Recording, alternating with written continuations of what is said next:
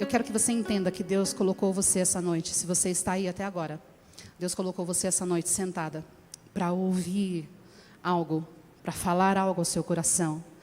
E o que Ele diz para você, simbolicamente, claro, mas o que Ele diz para você, filha, vem aqui, senta aqui, vamos conversar um pouquinho. E talvez o teu coração essa noite tenha começado assim, sem graça.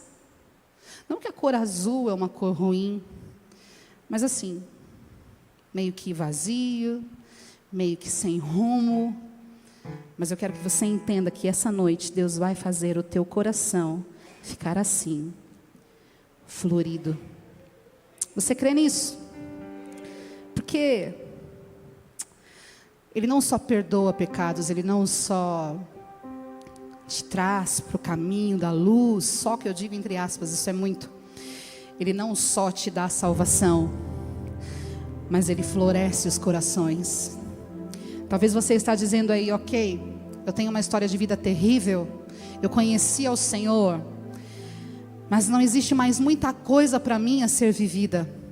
Eu aceito, Senhor, ser uma pessoa que aqui na terra vai ter uma vida sem graça. Eu aceito ser uma pessoa que aqui na terra nunca vai ter uma família como eu gostaria.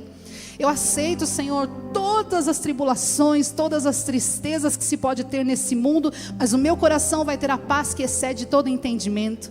E eu nunca, jamais vou viver coisas deliciosas na sua presença. Mas o Pai quer dizer para você essa noite, senta aqui, filha, o teu coração vai florescer, ao contrário do que você imagina, ao contrário do que você pensa. Ele vai tornar-se um coração tão lindo, que formoseia o teu rosto e transmite para as pessoas uma vida transbordante do Espírito Santo, de fontes que fluem. É isso que Ele quer que você entenda essa noite. Para começar, eu quero te contar uma história que eu conheci há alguns dias. Ela é de uma mulher chamada Janine Shepherd. E ela é uma ex-esquiadora cross country. E ela estava se preparando para ir para as Olimpíadas como tem algum atleta aqui conosco? Tem algum atleta aí na live? Se tiver algum atleta, fala aí, eu sou atleta. Eu sou atleta, como vocês podem ver. Amém? Pelo menos na minha mente a palavra de Deus diz que assim como o homem se imagina, assim ele é. Então eu vou imaginar muito até que eu alcance. Amém? Mas essa ex-esquiadora, ela estava num dia ainda quando esquiadora, e você vai entender porque ela é ex-esquiadora. Ela estava num dia pedalando com a sua equipe, treinando com a sua equipe. Ela esquiava, mas eles treinavam de muitas maneiras. E ela estava pedalando com a sua equipe já durante 5 horas e meia.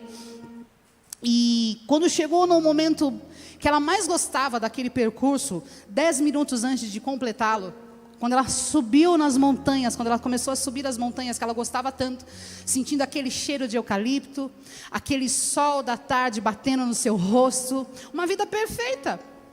Ela havia planejado o que ela seria uma atleta, ela estava treinando para aquilo, e ela estava num lugar delicioso. O que ela poderia reclamar dessa vida? Até que, em um dado lugar, um caminhão a atingiu. Ela sofreu um acidente terrível. Essa mulher teve o pescoço quebrado. Sempre me disseram que se quebra o pescoço, morre. Minha mãe nunca deixou eu ficar virando em cima da cama. Você vai quebrar esse pescoço e morrer. Geralmente sim, mas no caso dela, ela quebrou o pescoço, quebrou a coluna em 6 lugares, quebrou 5 costelas. A sua cabeça abriu de expor tudo que tinha lá. Ela rasgou o lado direito todo conforme ela caiu, ficou todo rasgado, e os cascalhos que estavam na pista ficaram todos encrostados naquela ferida. Ela quebrou ossos do pé, quebrou o braço, teve uma hemorragia interna muito grave, ficou durante 10 dias na UTI entre a vida e a morte. E cirurgias foram feitas para tirar os fragmentos, e preste bem atenção nessa palavra, os fragmentos de ossos que ficaram na sua coluna. Foi algo extremamente terrível. Ela sobreviveu por um milagre. Ela não conta nenhum testemunho sobre ser cristã, mas eu vou fazer logo uma ponte, e você vai entender onde eu quero chegar. Depois de 10 dias, quando ela saiu daquela UTI, um pouco mais de tempo, foi um período de mais cirurgias. Ela foi para o centro de tratamento de medula, centro intensivo de tratamento, e ficou ali durante 6 meses.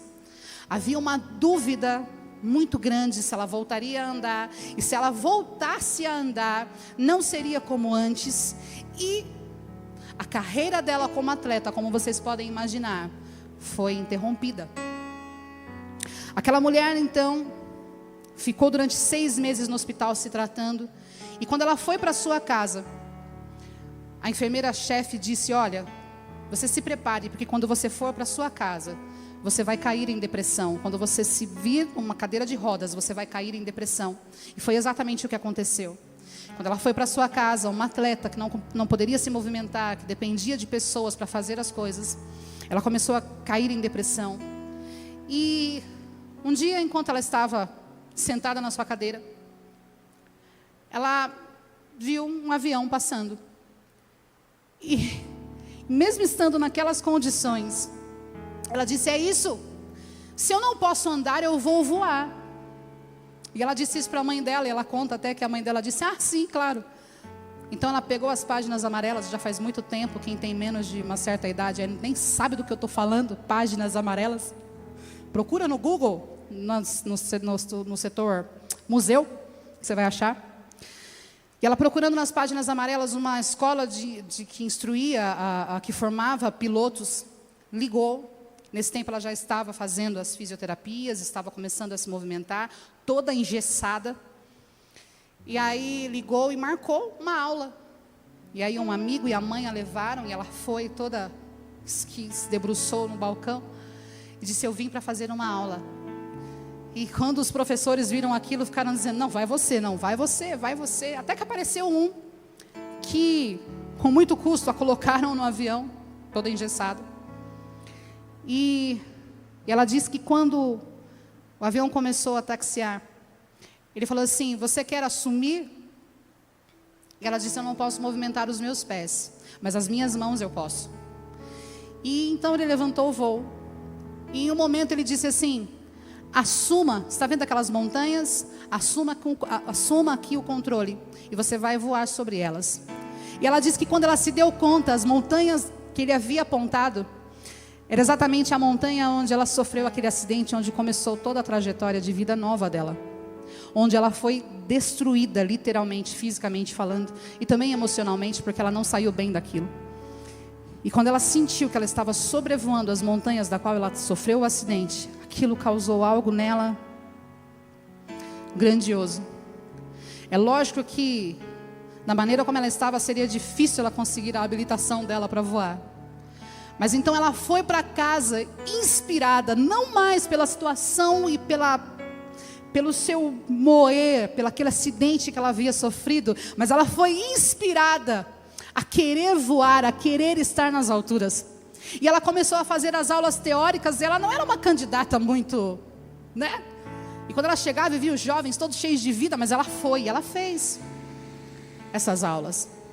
Passou um período, ela conseguiu a autorização que ela precisava. Não conheço, não sei exatamente como funciona todos os trâmites, mas enfim, para que você entenda, ela conseguiu o seu sinal verde para então começar. Isso tudo ela também se tratando.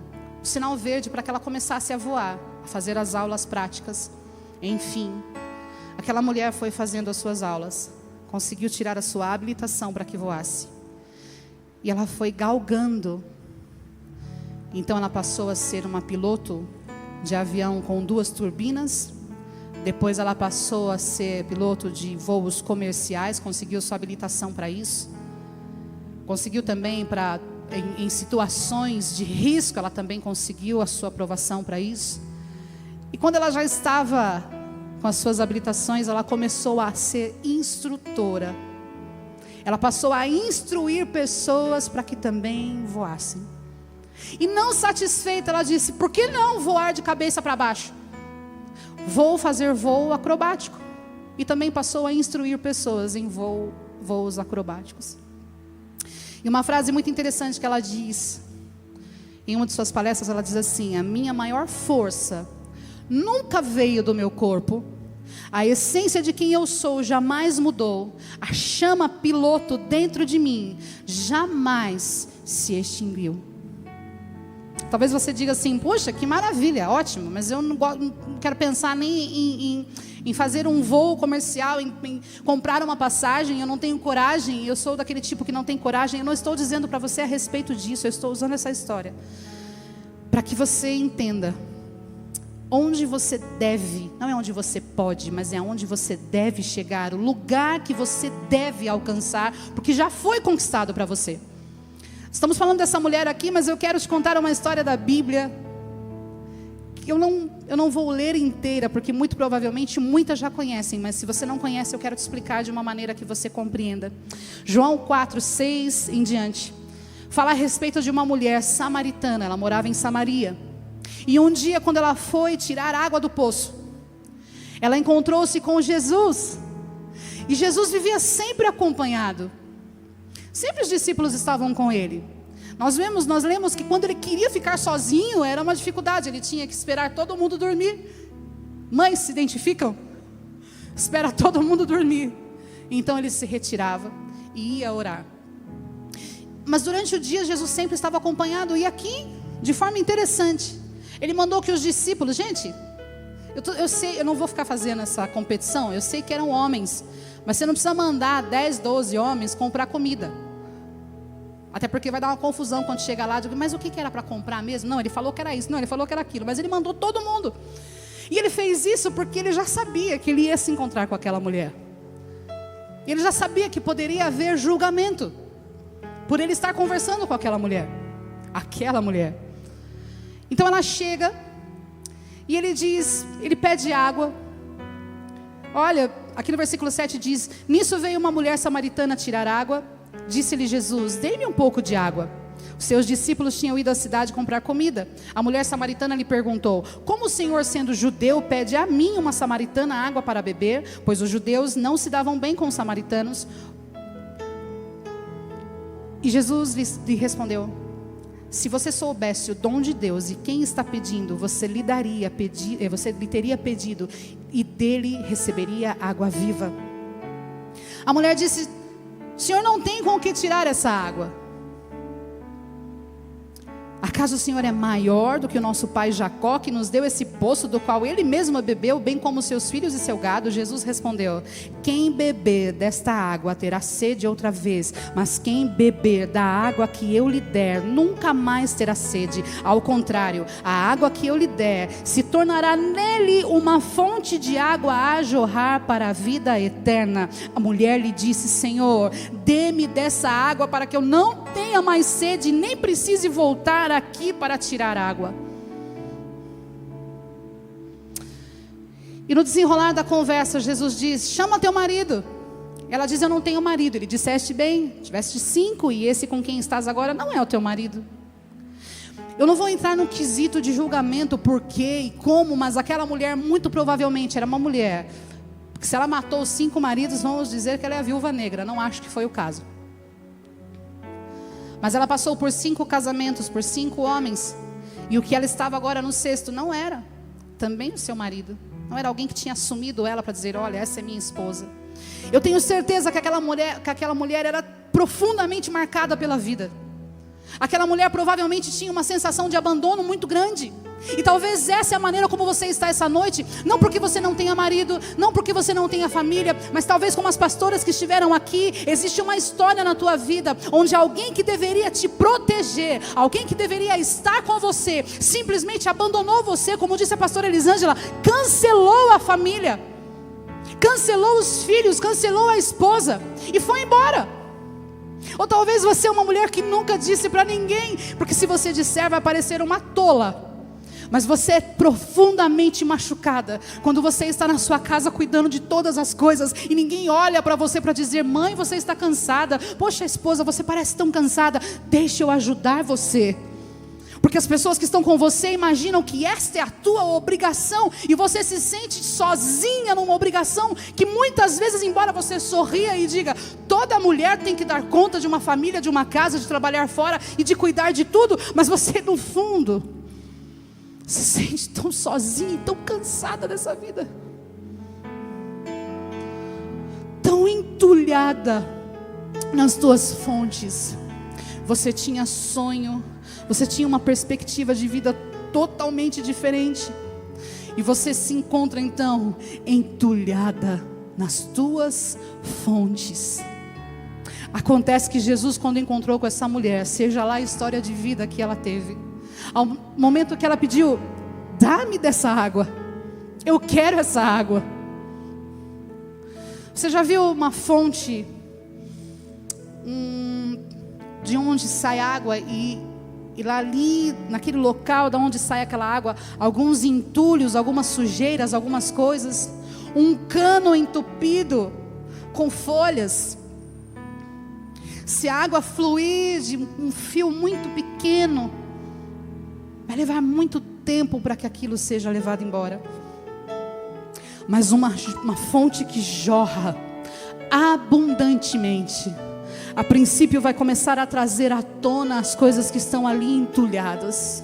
Mas conforme a água for jorrando, aquele local onde estava tão entulhado, onde estava tão seco, onde estava tão morto, conforme a água jorrar, e ela não vai parar de jorrar, não vai ser uma nascente que vai ficar parada e empoçada ali, mas ela vai fluir de forma que corra para rios. E ela vai limpando aquele local, e depois de um tempo vai nascendo vida onde não tinha, vai florescendo corações que estavam tão ressecados, tão entulhados. Aquela mulher era profundamente ferida, mas ao encontrar-se com Jesus, ela pediu da água, ela desejou da água. Essa mulher que eu contei, a Janine Shepherd, ela foi extremamente ferida no seu físico, no seu corpo, no seu sonho, nas suas expectativas. Ela foi frustrada. Ela seria uma atleta, ela iria para as Olimpíadas, mas algo mudou, algo a machucou, algo a feriu. Quem era essa mulher samaritana quando era criança? Talvez era alguém que sonhava com coisas grandes, mas a vida foi trazendo tanto entulho, foi trazendo tanta coisa, que ela não via de onde sair água, não via de onde fluir. Mas quando ela se encontrou com Cristo, ela recebeu o poder que está em João 1, capítulo 11. Diz, do 10 em diante, do 11, 12, diz que ele veio para os que eram seus, mas os seus não o receberam. Mas a todos quanto o receberam, deu-lhes o poder de serem feitos filhos de Deus, não nascidos da vontade do homem, mas nascidos de forma sobrenatural em Deus. E a palavra de Deus vai nos contando que nós somos co-herdeiros com Cristo, reis e sacerdotes, príncipes, como disse a nossa pastora Virgínia, se não me engano foi ela, foi? Tá bom, Raquel, você está dizendo isso porque você não sabe a vida que eu tenho. Eu posso não saber a vida que você tem, mas eu conheço o Deus que eu sirvo, e eu sei que Ele é poderoso para fluir dos lugares mais entulhados, dos lugares mais terríveis, das vidas mais quebradas, das vidas mais feridas. Ele é poderoso para tirar todo e qualquer fragmento que exista em você, de dor e de tristeza, e de feridas profundas. Não vai ser a vida que você tinha sonhado, vai ser muito maior. Você vai aprender a voar. E aquela mulher samaritana fez isso porque ela correu à cidade e começou a dizer: venham ver um homem que conhece tudo a meu respeito. E ela não disse ali para eles, e talvez nós não tenhamos o final dessa conversa com Cristo, mas eu imagino que tenha sido algo profundo. E ele começou a falar de coisas profundas verdadeiramente, mas a respeito dela eu acredito que ele tenha dito tantas coisas que a tenham curado de tal forma, que tenham mostrado para ela que ainda que ela tenha tido aquela vida, é possível voar, é possível fluir. Você não é a ferida que te fizeram, você é filha de um Deus todo-poderoso, você é filha de um Deus amoroso que faz fluir em você vida. Não fique parada naquele momento em que você foi abusada, que você foi violentada, que você foi abandonada. Querida, eu não consigo imaginar a dor que você está sentindo, mas Deus pode curar o teu coração. Ele pode, mais do que poder, Ele quer. É um poder que te é dado. Você não é órfã. Você não é abandonada. Você não é uma coitadinha. Você não é alguém frustrada que não pode sair da situação na qual te colocaram, ou que você entrou porque foi enganada. Você é muito mais do que isso. E Deus quer fazer você sobrevoar as coisas que você sofreu e dizer ao mundo: ei, mulheres, eu era assim como você, mas Cristo me deu da água da vida, e eu decidi receber e aceitar o poder que me faz filha de Deus. Você crê nisso? Teu amor quebrou os grilhos.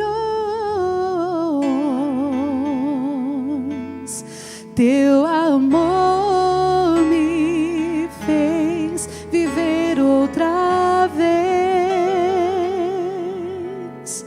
Teu amor me fez livre. Teu amor me fez seu filho. Eu não sou mais órfão, eu tenho um pai, e o meu pai me ama, ele é tão bom. Eu não sou mais órfão, eu tenho um pai, e o meu pai me ama, ele é tão bom. Eu não sou mais órfão, não, não, eu tenho um pai. Você não é órfã. Você não é órfã. Você é filha.